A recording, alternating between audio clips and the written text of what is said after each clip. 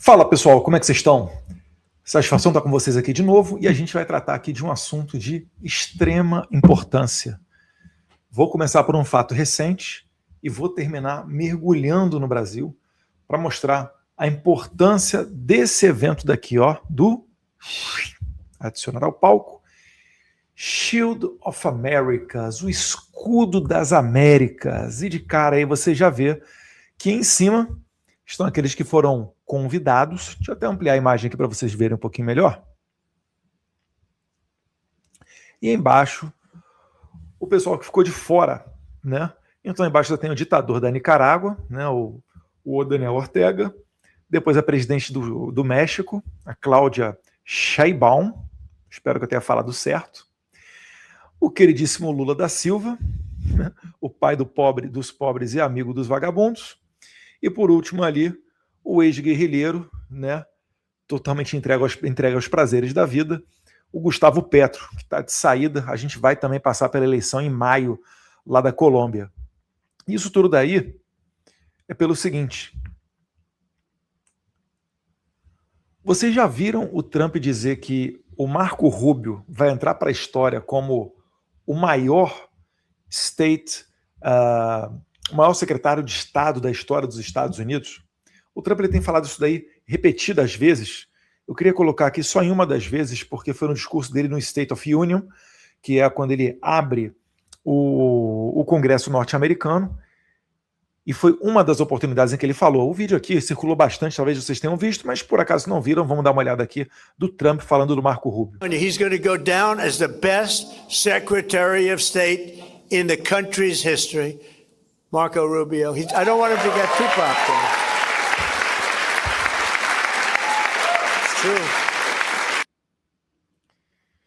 Isso daí, gente, tem dado pano para manga nos Estados Unidos. Por quê? Porque daqui a pouquinho a gente vai chegar na metade do governo Trump. A gente tem as eleições nos Estados Unidos de midterms, né, de meio de termo, e já começa uma especulação, já começa a cada vez mais aparecer na imprensa, circular nas redes sociais, o debate de quem sucederá o Trump. Será que o Trump pode um terceiro mandato? Será que o Trump ele pode vir candidato a vice-presidente? Porque a lei só fala em 2 mandatos presidenciais, independentemente de consecutivos ou não, mas nos Estados Unidos o presidente só pode ser presidente por 2 períodos. Será que ele vai colocar o Rubio? Será que ele vai colocar o J.D. Vance? Bem, esse debate aí eu deixo exclusivamente para os americanos. Mas vale mencionar aqui que o Marco Rubio está se saindo sensacional. Porque ele está... Primeiro, né, já foram vários acordos de paz que o Trump selou em diversos conflitos, principalmente pela Ásia Central, pela África. Há uma expectativa sobre a questão da Ucrânia e da Rússia, e também no Oriente Médio.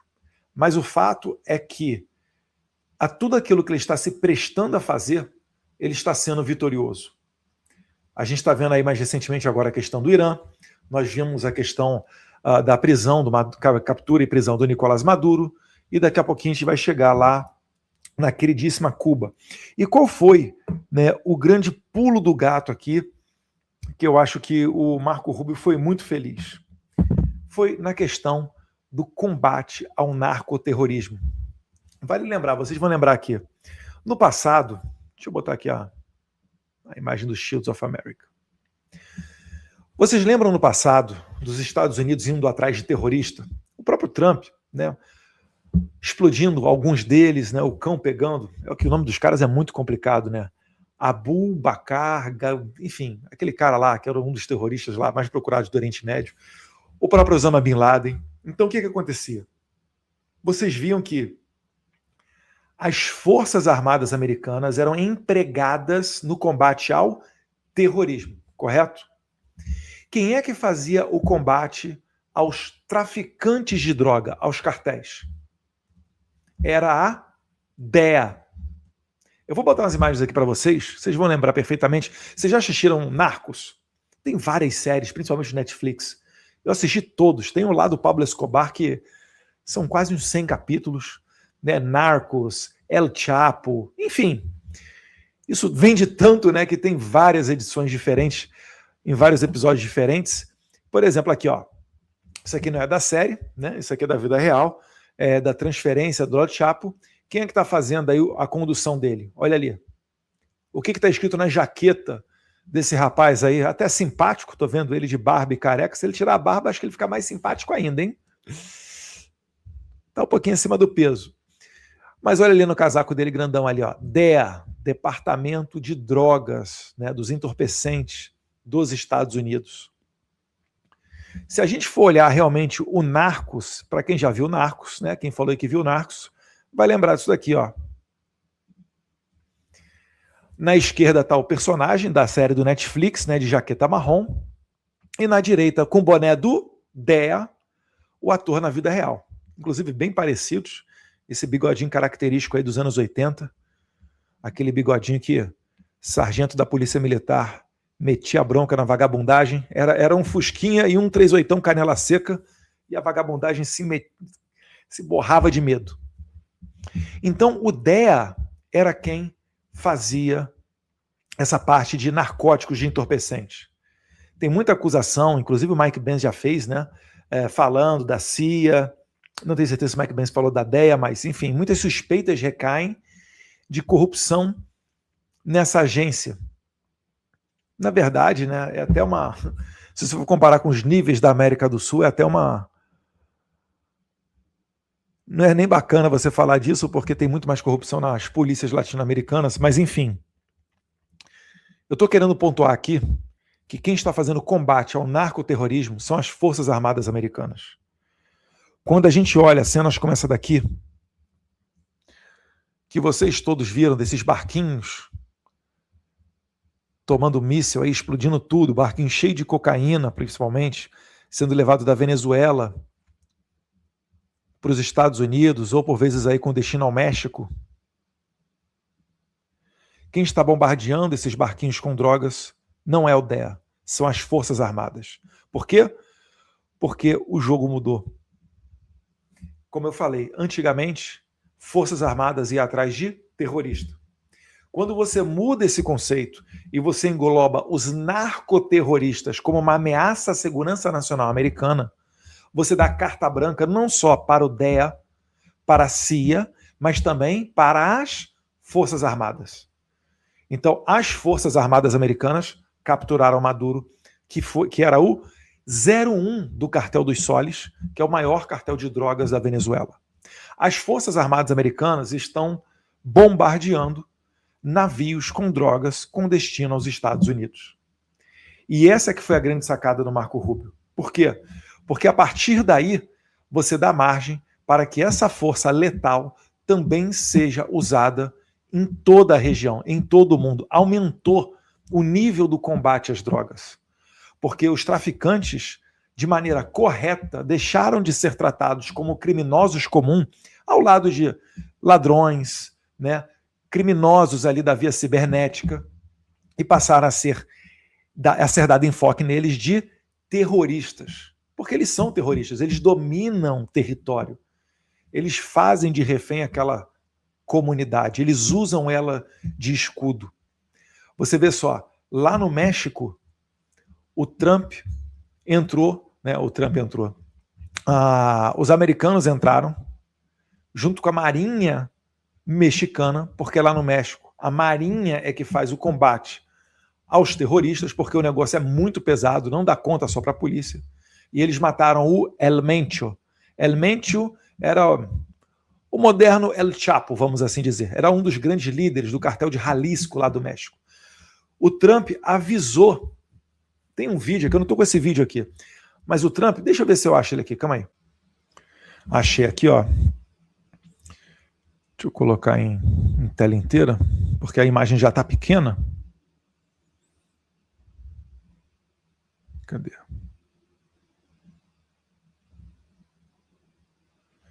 E eu vou traduzindo para vocês aqui. Esse é o Trump falando da Cláudia Sheinbaum, tá? Lá no evento do Escuro das Américas. Olha o que ele vai falar. I like the president very much. Eu gosto da presidente demais. She's a very good person. Ela é uma pessoa muito boa. Got a beautiful voice. A beautiful woman. Ela tem uma voz muito bonita, é uma linda mulher. But beautiful voice. Uma voz muito bonita. President. I said, let me eradicate the no, please, President. Então, calma aí, deixa eu voltar um pouco, que talvez tenha ficado um pouco confuso. O Trump está imitando a chamada telefônica que ele teve com a presidente do México. President. I said, let me eradicate the no. Ele fala o seguinte, ele refere-se à presidente do México, né? Cláudia, deixe-me erradicar. Ele está falando do tráfico de drogas. O Trump está pedindo para a presidente do México o seguinte, presidente Cláudia do México, deixe que eu, Donald Trump, vou erradicar os cartéis aí no México. E aí ele começa a imitar a Cláudia Sheinbaum, presidente, né, respondendo ao Trump, né? Não. Please, President. Não, por favor, We have to presidente. eradicate them. E aí volta ele, Trump, a We gente have tem to que knock the hell erradicá-los. out of them. A gente tem que tirar It's eles getting daí. worse. They're taking Pelo over amor de that Deus. country. Eles estão ficando cada vez pior, estão tomando conta do país. Enfim. E aí, And I like the president very much. deixa eu voltar para cá. Cadê eu? Então, o que está acontecendo? O Trump está falando, deixa eu entrar e erradicar com os cartéis. E ela fala, não faça isso. Meus caros, se alguém quisesse oferecer segurança de graça para você, a melhor segurança do mundo que é a americana, você aceitaria ou não aceitaria? Porque os Estados Unidos, o que ele não quer? Ele não quer esse perigo chegando no território deles. Porque além da epidemia que eles enfrentam, principalmente de fentanil, tem ainda a questão econômica. Quando essa droga entra nos Estados Unidos, é dólar saindo do território americano e indo para esses cartéis. Para quem assistiu às séries aí relacionadas ao Pablo Escobar, vai saber disso. Tem a questão econômica muito forte. Pablo Escobar era dos homens mais ricos do mundo. Porque, por óbvio, né? A droga, ela paga 0 de imposto, não tem direito trabalhista, não tem sindicato, não tem absolutamente nada que trave aquilo dali, tudo que entra vai direto para o caixa do traficante. Então, nessa questão toda, a gente consegue perceber que os Estados Unidos estão criando esse escudo por uma questão também, mas não somente, de segurança deles. Mas eles estão, na verdade, fazendo em bom português, sabe o que também? Mijando no poste. Porque o Trump não quer um avanço do socialismo. Ele sabe que isso dá dor de cabeça. Olha a dor de cabeça que ele tem com Cuba e com Venezuela, com Nicarágua. E ele também não quer uma forte influência da China na região. Todo mundo sabe que o maior parceiro comercial dos Estados Unidos é a China e vice-versa. Mas aqui nas Américas, onde culturalmente e tradicionalmente existe uma parceria muito maior com os americanos, eles não querem perder isso. E pela primeira vez a gente está vendo um presidente realmente não só falar, mas olhar, focar na América Latina. Por quê? Porque tem um cara lá chamado Marco Rubio. Vocês lembram? Marco Rubio será o principal, o maior secretário de Estado da história dos Estados Unidos. E se você reparar, esse escudo das Américas, esse evento, é só a cereja do bolo. Deixa eu abrir um parênteses aqui. Eu até sei que a ideia original não foi dos americanos. Mas não interessa quem é o pai da criança, não. A criança está linda, vamos deixá-la crescer. Olha só como é que isso daí já estava sendo gestado. Olha essa matéria aqui. Site do Southcon. Eu tive o prazer de estar no Southcon junto com o presidente Bolsonaro em 2020. E o Southcon, o Comando do Sul, é uma base que fica na Flórida e é de onde os Estados Unidos olha para todo o hemisfério sul, né, aqui nas Américas. Então, é do México, do Caribe para baixo, você tem essa dedicação desses militares. Inclusive, eu não sei se ainda continua tendo, mas ao tempo que nós visitamos, tinham os chamados oficiais de ligação das Forças Armadas Brasileiras, que trabalhavam lá dentro, se não me engano, eram até 2. E ali você consegue ver rota de voo, informação sobre tráfico de drogas, sobre rotas navais, enfim, é um monitoramento daquilo que interessa aos Estados Unidos. E nessa matéria que vocês estão vendo aqui, olha lá, presidente do Paraguai visita o Comando Sul. Deixa eu ver se eu consigo ler aqui com vocês. Eu peguei 2 recortes ali, 2 parágrafos, está lá. Isso marca a primeira visita ao quartel-general do comando por um chefe de Estado em exercício desde a vinda do ex-presidente Jair Bolsonaro do Brasil em março de 2020. Ou seja, desde março de 2020, um presidente não visita o SOUTHCOM. E aí quem foi lá?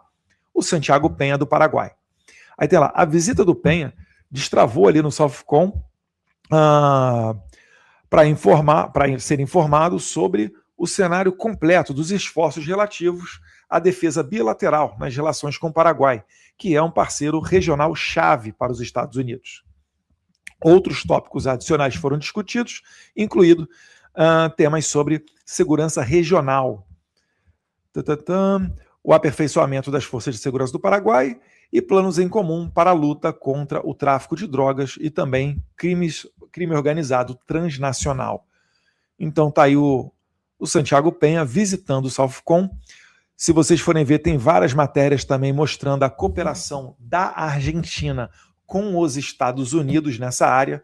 Então tem cooperação com o FBI, tem extradição de criminosos, tem ainda a Patrícia Bullrich, ainda quando era ministra, saiu, agora está no Congresso argentino, mas enquanto ministra da parte de segurança, ela assinando memorandos com o embaixador americano, enfim, várias ações. E quem é que está de fora?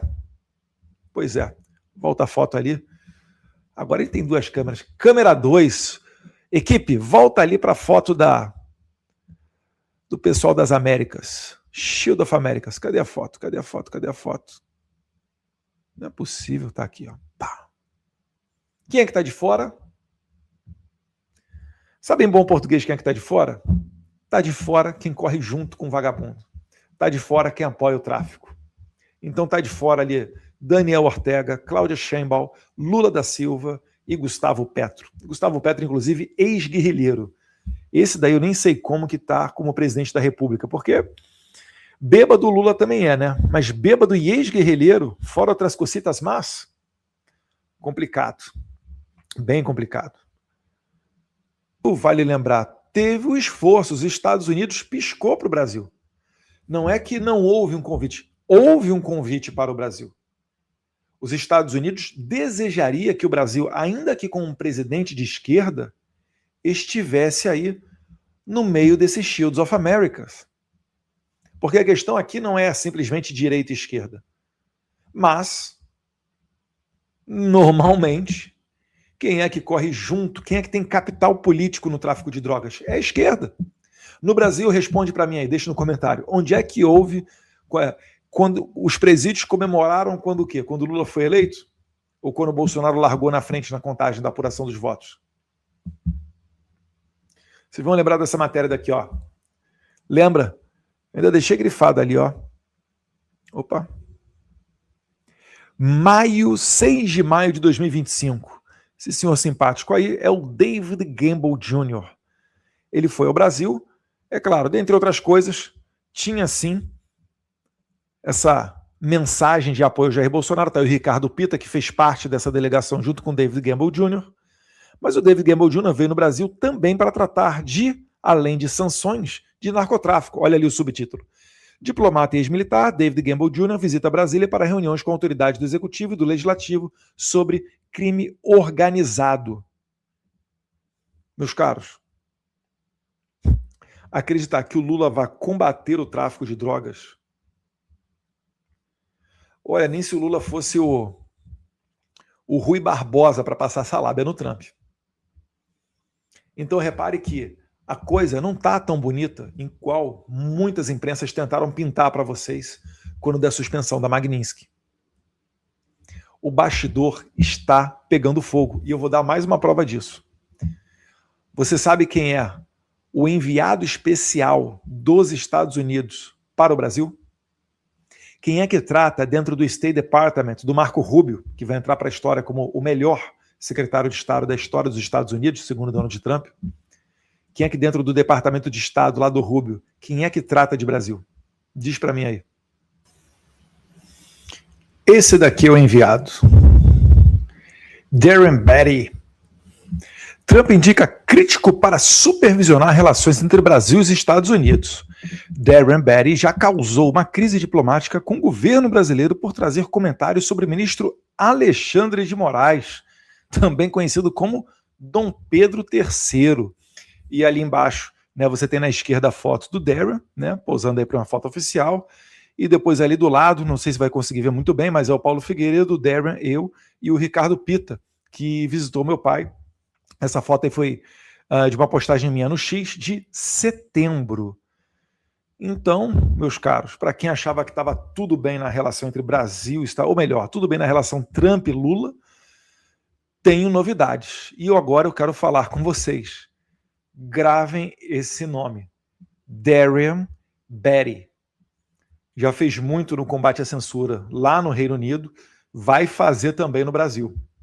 E o desespero deles por quê? Porque o Darren é uma pessoa que tem uma visão de mundo muito semelhante à nossa, de saber distinguir, né, os espectros políticos, de saber o que é certo e o que é errado. E a missão dele é bem simples, é proteger os Estados Unidos. Como é que você protege os Estados Unidos? Impedindo, por exemplo, que os cartéis se fortaleçam e, com essa fortaleza feita, enviem mais drogas para assassinar o povo americano, enfraquecendo a sociedade norte-americana e assim por diante. Então podem anotar aqui, o Darren Beattie é um nome que ainda vai ser muito falado, talvez até antes do que vocês imaginam, nos noticiários brasileiros. E tá certo que o Lula tá tentando esse jogo de cintura, porque ele sabe que o Trump é uma pessoa muito forte, né? Tem muitas ferramentas, muitos instrumentos à mão dele. Teve a suspensão devido ao momento não ser conveniente para as relações internacionais norte-americanas, como os próprios Estados Unidos disseram. Tem sobre a mesa, sim, a questão dos minerais críticos ou terras raras, porque isso daí é a energia do futuro e os Estados Unidos está correndo atrás do tempo perdido, porque 90% da separação desses minerais raros ocorre na China. Então os Estados Unidos está fazendo o quê? Está correndo atrás de estocagem de minerais críticos dessas terras raras, para quando tiver a tecnologia apropriada, fazer essa separação e utilizar nas mais diversas, né, finalidades esses metais críticos, que vai desde celular a jato, né, de satélite a energia. E é uma energia, se diga-se de passagem, não tem nada de verde, tá? Isso daí mostra ainda mais a hipocrisia desse pessoal de ambientalista. Mas isso daí é um assunto que a gente consegue tratar somente em um vídeo dedicado a isso. Eu queria continuar aqui dizendo que, além dessas questões que o Lula tenta, né, agradar ao Trump, tem uma notícia que passou um pouco despercebida, não confundir com desapercebida, porque desapercebida é desprovida, tá? Despercebida é quando passa sem ser notada, passa batido. Então, uma notícia que passou despercebida é essa daqui, que mostra também um pouquinho do pedágio que o Lula está pagando para o Trump, né? Polícia Federal deflagra operação contra a imigração ilegal para os Estados Unidos em Governador Valadares e Coroaci.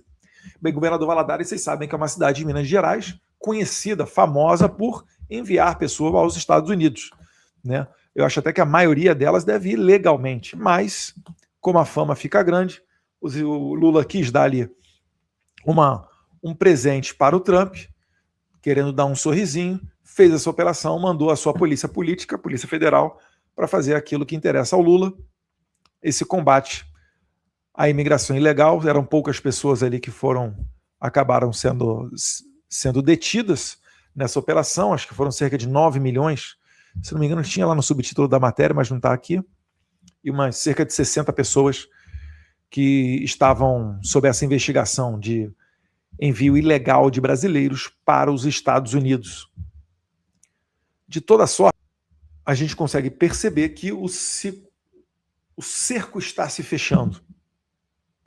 E podem notar, quando acabar a guerra do Irã, Deus queira nas próximas semanas, acabem os bombardeios e o Irã perca totalmente a sua capacidade de atacar os inimigos do Irã, né? No caso aí, Israel e os próprios países árabes. Então, para você que ainda não entendeu, eu fiz um vídeo falando sobre a história do Irã. Inclusive os ayatolás persas, eles se acham superiores aos árabes, eles odeiam os sunitas árabes, eles são xiitas. Já falei sobre isso também em vídeos anteriores, vale a pena você ver o vídeo em que eu falo da história do Irã, dessa questão da Revolução Iraniana. Por quê? Porque os xiitas, eles são um segmento do islamismo, e o outro segmento são os sunitas. Os xiitas são aqueles que levam adiante a interpretação do Alcorão, ou levavam inicialmente, principalmente pelos descendentes de sangue de Maomé, o profeta de Maomé, que faleceu no século VIII. Enquanto que os sunitas são aqueles que seguem os estudiosos. Esses é que são os responsáveis por levar à frente as interpretações do Alcorão e as condutas da religião. Então, os xiitas persas do Irã odeiam os sunitas árabes da Península Arábica. Então, vocês estão vendo esses bombardeios ocorrendo, né, para cima do Catar, do Iraque, da Jordânia, da Arábia Saudita, do Bahrein, principalmente. Isso tudo está acontecendo porque o regime dos ayatolás no Irã está agonizando. E quando isto acontecer, quando esse final chegar e não restar mais poder para essa facção dos ayatolás, ayatolá é o líder dos xiitas, para eles levarem adiante no Irã, mais ainda o foco retornará para a América Latina. Mas esse evento do escudo das Américas, né, o America's Shield, já serve para mostrar isso. O Trump está preocupado com a nossa região. E vale lembrar que esse ano existem 2 eleições muito importantes. Em maio, para presidente do Chile, e em outubro, para presidente do Brasil. Então pode estar aí uma mudança de jogo da América Latina, que pode ser aquilo, né? Eu vou reproduzir aqui a expressão que eu ouvi no evento da PragerU, onde o Flávio deu mais um brilhante discurso nos Estados Unidos, em Nashville. Estamos talvez prestes a ver uma era de ouro das Américas. Das Américas, eu digo, América Latina e América do Norte. Deus queira a gente esteja diante disso daí. E mais uma prova disso é a fala aqui do Trump sobre Cuba.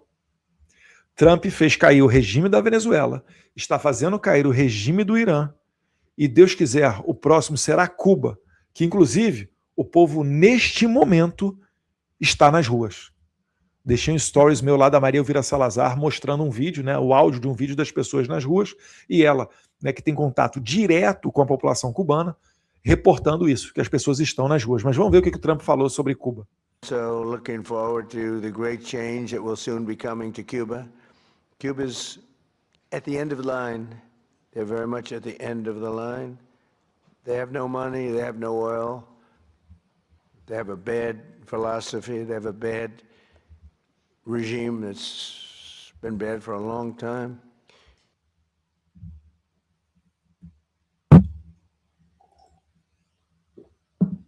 Entende agora por que ele está falando com muita frequência isso daqui? He's going to go down as the best Secretary of State in the country's history, Marco Rubio. I don't want him to get too popular. It's true. Acho que ele falou isso daí também, o Trump falou isso daí no Knesset, dos Estados, no Knesset, lá em Israel. E por que é o problema aí com Cuba? Porque é o seguinte, Cuba estava prestes a colapsar no início dos anos 2000. Quando caiu, nos anos 90, a União Soviética, em 89 cai o Muro do Berlim, nos anos 90 acaba a União Soviética. A União Soviética, ela sustentava, ela mandava dinheiro, financiava o regime cubano. Porque no socialismo, vocês sabem, né? Um regime com esse daí ainda que expropriava tudo e todos, controla o preço de tudo. A consequência natural disso é a pobreza. Então Cuba era sustentada através de dinheiro da União Soviética. Como esse financiamento acabou sendo extinto, Cuba começou a se apoiar em outros países. Na falta de apoio, ela começou a definhar. Até que em 2002 foi eleito Lula. E Lula conseguiu dar um gás novo para Cuba. Então Cuba estava quase colapsando e o Lula salvou Cuba. Muito também através do envio de dinheiro do BNDES, que construiu, por exemplo, o Porto de Mariel em Cuba, que custou 600 milhões de dólares. Não aos cubanos, mas a nós brasileiros que pagamos por isso daí. E Cuba, no contrato, deixou como garantia charutos. É isso mesmo.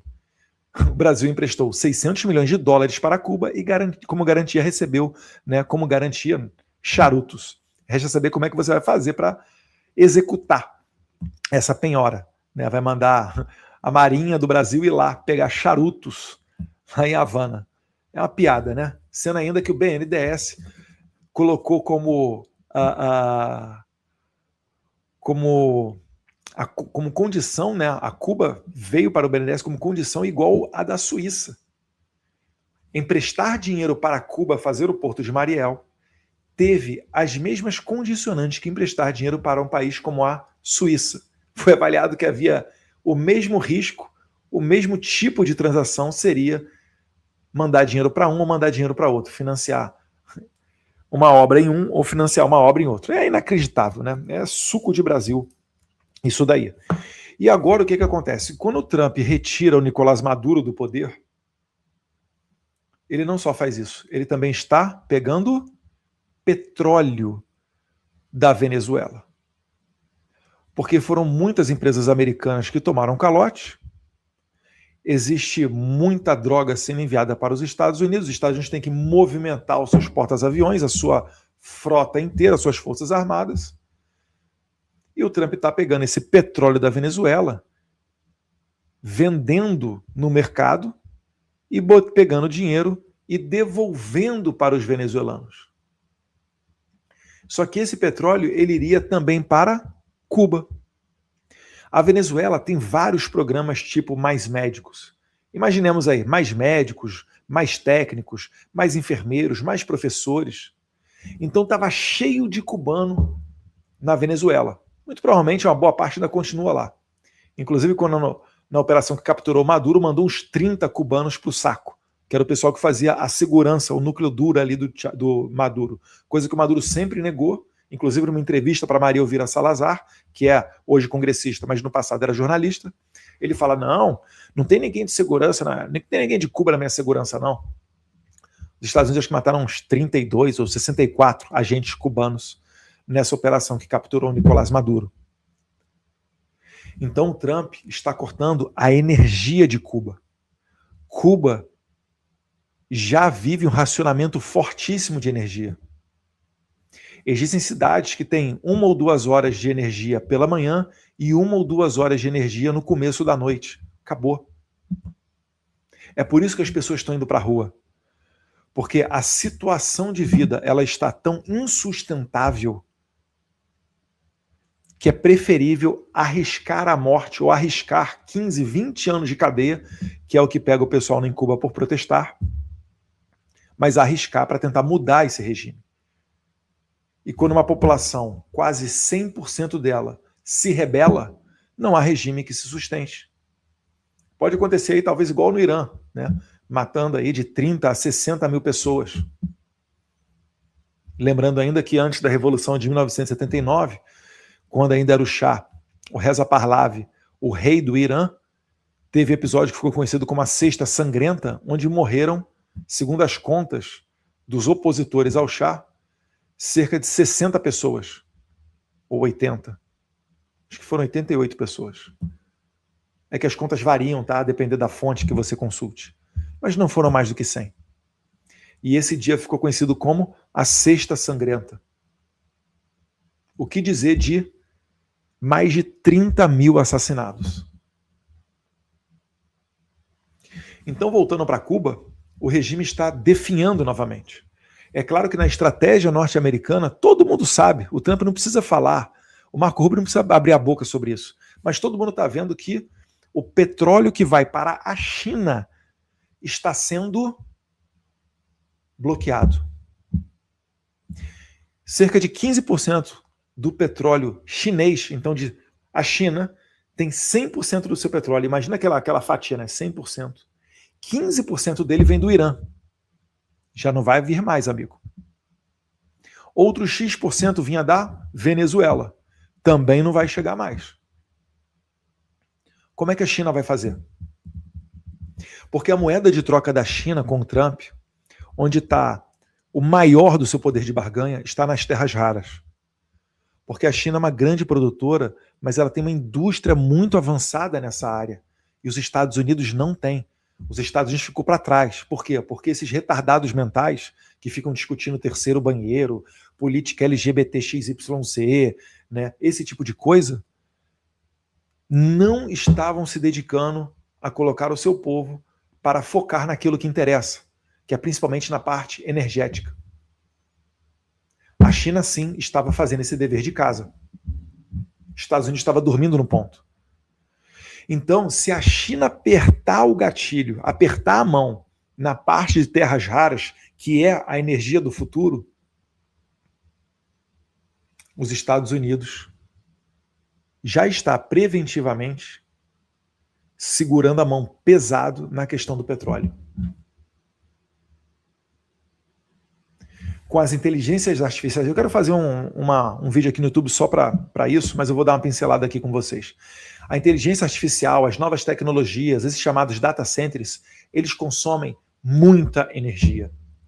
Em pouco tempo não vai dar conta de todo o petróleo e gás do mundo, ainda que seja dedicado prioritariamente para essa área, vai dar conta de cobrir. Então o mundo está assistindo um debate muito grande sobre uma desaceleração proposital da economia. É o chamado degrowth. Isto por quê? Porque a gente está vendo, né, um momento em que a humanidade está correndo atrás de energia. Até satélite produzindo energia, mandando para a Terra, já tem estudo acontecendo. E isso daí é importantíssimo. Por quê? Porque a cada nova virada de matriz energética mundial surge uma nova potência que dá as cartas no mundo. Quando é que a Inglaterra começou, né? Quando é que a Inglaterra virou essa grande potência mundial? Depois da primeira Revolução Industrial. Começou a se utilizar o quê? O carvão. A gente pegou energia térmica e começou a transformar em energia mecânica. Vieram as locomotivas. Lembra as locomotivas a vapor? Isso daí foi o início da globalização.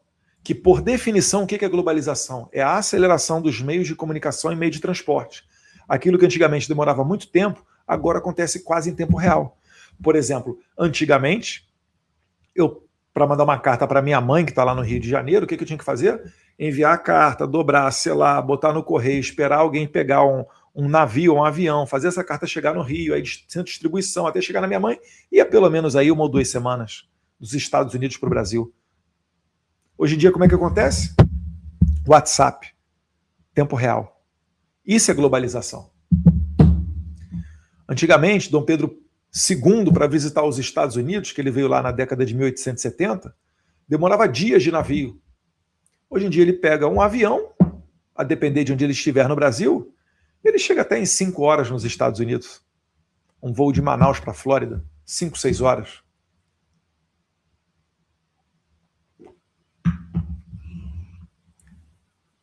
A isso se dá o nome de globalização. Então a Inglaterra, que começou com a primeira Revolução Industrial, depois teve a segunda Revolução Industrial, o carvão era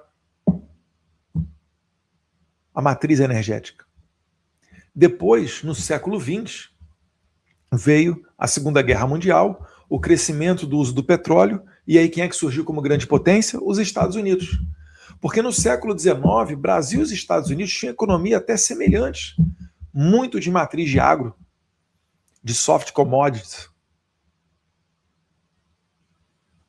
Mas quando veio uma nova energia, eles souberam aproveitar isso, conseguiram vencer a Segunda Guerra Mundial, junto ali na frente dos aliados, os Estados Unidos dão as cartas. E aí, se nós tivermos uma nova revolução nessa parte de energia, onde um país notoriamente domine essa tecnologia, você já imaginou a China tendo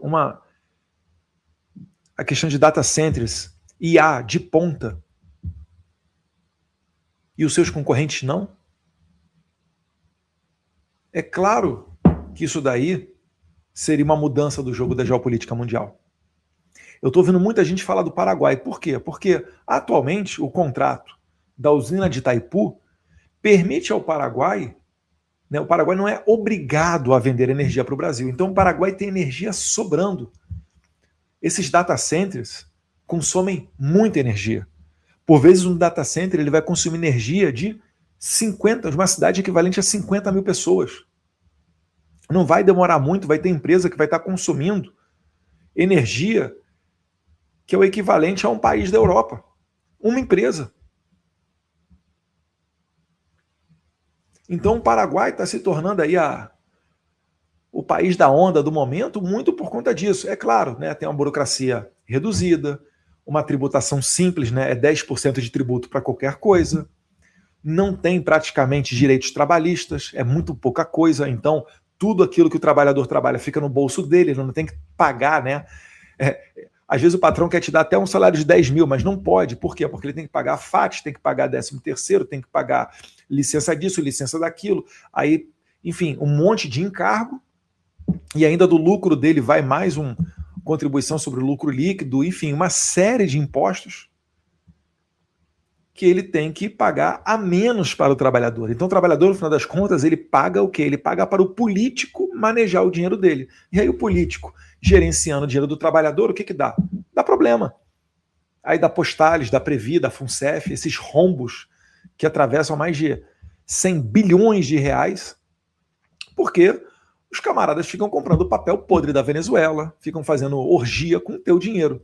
No Paraguai não tem isso. No Paraguai você trabalhou, Estados Unidos também. Sabe quando é que o cara aqui nos Estados Unidos quer tirar férias? Sabe como é que ele faz? Ele, se ele quiser, né, ele vai, trabalha mais, dá hora extra, ou pega o dia de folga dele, vai ter um outro trampo qualquer, faz um caixa, aí ele chega um belo dia lá pro patrão e fala, ó, patrão, mês que vem, segunda, terça e quarta aqui eu não venho, tá? Vou emendar no final de semana e vou pegar 5 dias de férias aí com a minha família. É assim que ele faz. Eduardo, ele não tem 13º? Não. Sabe por quê? Porque o dinheiro fica no bolso dele. Só que ao invés dele ganhar um salário de fome, um salário mínimo de R$ 1.500, um cara aqui nos Estados Unidos, normalmente, ele não vai ganhar menos do que $2.700, $2.800, qualquer trabalho que ele tenha. E se ele tiver disposição, eu te garanto, ele vai para $4 ou $5 mil ralando bem. Sabe aquela galera que tem disposição para virar laje, para tocar obra? Aqui é valorizado, porque aqui o recurso humano é bem pago. É por isso que o americano faz tudo ele mesmo corta a grama dele, ele mesmo faz tudo com relação ao carro dele. Por exemplo, eu pago aqui uns $20 para ter o lava-jato, né? O mês inteiro, quantas vezes eu quiser eu vou no lava-jato. Mas quem aspira o carro sou eu, quem lava a roda do carro sou eu. Se eu quiser assinar lá o plano para que um terceiro, um funcionário do lava-jato lave a roda do meu carro, é mais uns $15 por mês, quase que dobra a minha mensalidade do lava-jato. Por quê? Porque a mão de obra ela é valorizada. E aí no Brasil, como é que é? Aqui o cara ganha o dinheiro, ele decide se ele vai querer pagar o tratamento de câncer da mãe, se ele vai querer pagar uma entrada maior na motoca que ele está comprando, se ele vai querer ter um carro melhor, se ele vai querer comer num restaurante melhor, ele decide o que ele faz. Se ele vai querer ir para a praia, se ele vai querer nas férias ir para uma praia perto da cidade dele, ou se ele vai querer pegar um voo em uma companhia chamada Loafer e ir para o Havaí. Não é o Estado que fica vendo o que o cara faz. Vocês já viram aquelas cenas que, às vezes, tá tendo muito vídeo vindo para mim assim, né? Cubano entra pela primeira vez no mercado, sei lá, em qualquer país aí, da América Latina ou dos Estados Unidos. O cara entra no mercado cubano e ele fica de boca aberta. Ele, caraca, posso comprar quantas maçãs eu quiser? Olha essa variedade aqui de biscoito. Aí a gente, né, que é brasileiro, também que é acostumado com isso, dá risada. Só que o brasileiro, quando vem aqui nos Estados Unidos, ele vai na Walgreens, vai na CVS, ele fica, caramba, olha quanto suplemento. Caramba, olha, Mondiaro a X reais, caramba. Isso aí é o quê? São variações de liberdade econômica. Cuba não tem liberdade econômica, Brasil está no meio do caminho e Estados Unidos tem muita liberdade econômica. Então aí você vê esses saltos dessas experiências. Mas voltando aqui, né, para Cuba, para finalizar esse vídeo, então Cuba, ao que tudo indica aí, está na mira do Trump, porque o Trump sabe que Cuba é o câncer do socialismo, é de onde sai a metástase, por exemplo, que deu na Venezuela. O Maduro, ele foi escolhido para suceder o Hugo Chávez muito porque ele se formou nos anos 80 em faculdades cubanas, então ele fez o curso de marxismo, então foi dado prioridade a ele, e ele pagou essa fatura, né, mandando petróleo para Cuba e fazendo adesão aos programas como mais médicos, mais professores, mais esportistas, mais atletas, mais etc. E o Trump é muito ciente disso. Então, por isso que ele está dando carta branca para o Marco Rubio jogar esse jogo junto com o Pete Hegseth, que é o secretário de defesa norte-americano, para aniquilar esses regimes. O Trump está com a bússola moral muito certa, o que é certo e o que é errado. O que é errado, vamos passar o cerol. A gente só tem uma chance, tem 4 anos, ó, o relógio está correndo. E lógico que no meio disso tudo, ele está fazendo porque é o interesse dos americanos. Onde houver interesse dos americanos, por exemplo, em minerais críticos, lá estará o Trump trabalhando. Não quer saber se é o Lula socialista. Aí é o pecunia non olet, né? A máxima do Vespasiano, imperador romano. Ele pega, o filho dele reclama, né? Papai, imperador Vespasiano, poxa, você está pegando imposto sobre latrina. Aí ele pega uma moeda assim, né? Pega uma moeda. Meu filho, cheira a moeda aqui. Aí o filho dele cheira aqui. Que cheiro que tem? Aí, pecunia non olet. Dinheiro não tem cheiro. Então, irmão, tá reclamando de quê? Só porque é imposto da latrina? É dinheiro. Dinheiro não tem cheiro. Não interessa de onde vem. É o máximo do pragmatismo, né? Então, o Trump ele serve ao interesse dos americanos. Tá vindo aí mudando o tabuleiro, né, geopolítico mundial. E não se engane, a América Latina é o próximo capítulo do foco do Trump. Deus queira a gente tenha novidades da Colômbia em maio e também do Brasil em outubro, onde o meu amigo Flávio está mandando tão bem que até a pesquisa do Datafolha ele está liderando. Um abraço a todos vocês, fiquem com Deus. E se você curtiu, por favor, deixa aí o seu like, faça um comentário, isso melhora o algoritmo, né? Copia o link, manda para o seu grupo de WhatsApp, posta lá no X, no Facebook, a gente agradece para todo mundo ficar na mesma página, vocês entenderem a importância aqui do Shield of Americas, quase que Capitão América, até as letras lembram, né? Bem legal. Um abraço, pessoal, fiquem com Deus.